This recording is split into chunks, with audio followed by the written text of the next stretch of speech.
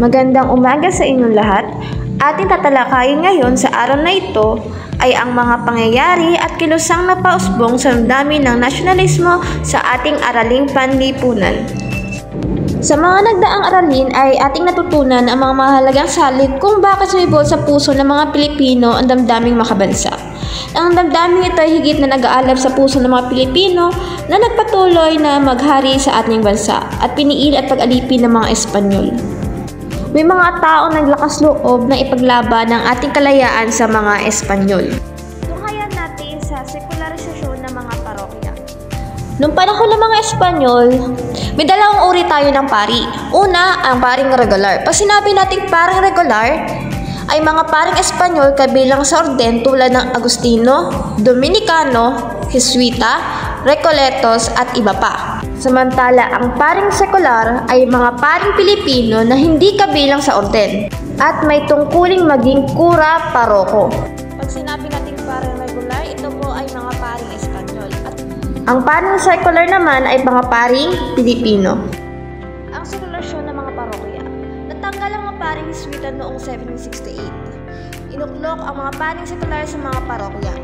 Tinulungan ng mga paring regular. Malik ang mga paring Jesuita noong 1859. Pinaalis sa mga parokya ang mga paring sekular. Itinatag ang kilusang sekularisasyon. Kilusang sekularisasyon. Ito ay kilusang binuo ng mga paring Pilipino, layunin nitong maibalik sa mga paring sekular ang pangangasiwa sa parokya. Si Padre Pedro Pelaez, ang isang mistisong pari na nanguna sa sekularasyon ng mga simbahan. Gatapos mamuno ni Padre Pedro Pelaez, may pumasok na tatlong pari. Kung saan ang tatlong pari nito ay naging parte ng Cavite Unity at ang pagbigay sa tatlong paring Martin. Ang tatlong pari na ito ay sina Padre Mariano Gomez, Jose Burgos at Jacinto Zamora o tinatawag nating Gambuza. Isa sila sa mga masisagasig na nakipaglaban para sa layunin ng kilusang sekularasyon. Ngunit napagbintangan sila na namuno sila sa nasabing pag-aalsa sa Cavite noong 1872. Kaagad silang nilitis at binitay sa pamamagitan ng garote noong bukang liwayway ng ika-17 ng Pebrero 1872 sa Bagong Bayan, na ngayon ay tinatawag nating Rizal Park. Ang mga pangyayaring ito ay ginawang babala at panakop ng mga Espanyol sa mga Pilipino na nais maghimagsikan. Magtungo naman tayo sa ang pag-aalsa sa Cavite. Dito sa nangyaring pag-aalsa is hindi sila nagtagumpay.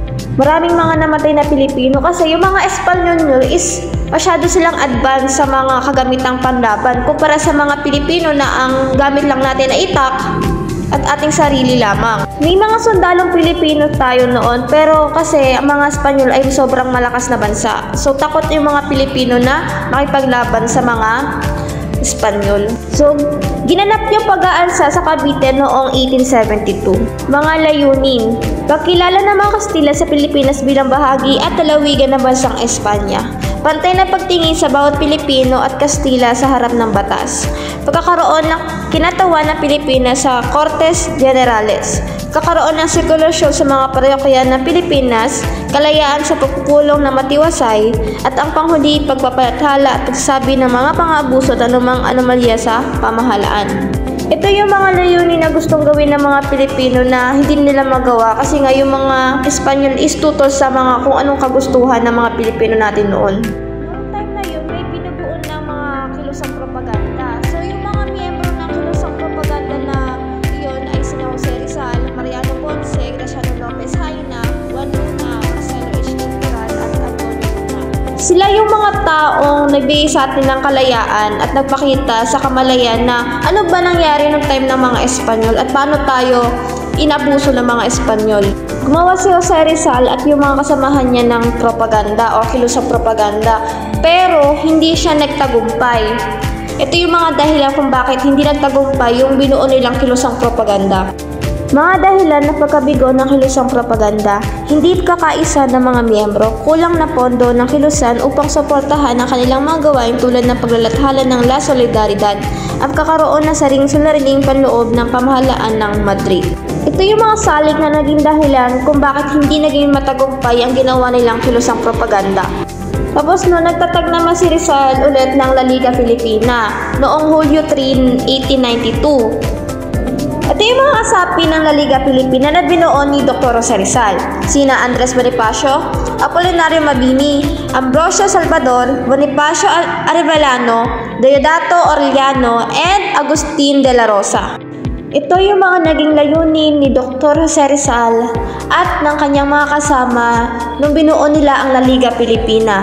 Pagkakaisa ng buong Pilipinas, pagtaguyod ng mga reforma, pagbibigay ng suporta sa edukasyon, agrikultura at komersyo, paglaban sa namang uri ng karahasan at di makatarungang gawain, at ang panghuli, pagbibigay ng proteksyon at tulong ng mga kasapi sa isa't isa.